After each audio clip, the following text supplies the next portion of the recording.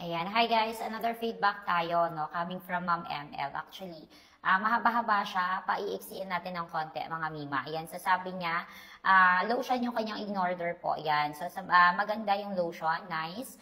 Ang packaging, ang smell naman, smells good. Ayan, so first time ko mag-buy and just tried it today. Dami ko na-try today. Maganda naman siya. Hindi sticky and now ko lang na-appreciate yung SPF na lotion. Hindi talaga ako pala lotion. Gusto ko lang itry. Tamang-tama, may eczema talaga ako. Will update soon. And sana mag-lighten din ang scars ko. Ayan, doing this review while sleeping, third time. Ordering well-packed, fast shipment, no leakage, secured with box. Ayan, so yan yung kanyang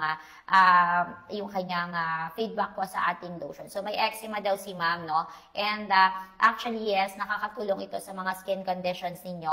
Ayan, so yung lotion po kasi natin, it has rose hips po na nakakatulong, ayan, sa mga skin conditions ninyo because yung ating rose hips has antibacterial properties. Ayan, so very harsh po yan sa mga bacteria na nagkakos po ng inyong mga skin conditions like yung mga katikate, katulad na lang ni Ma'am ML na may eczema. Ayan, kung may mga pimples, ayan, nakakatulong din ito to fight certain skin diseases. Ayan, dahil nga sa antibacterial properties nga.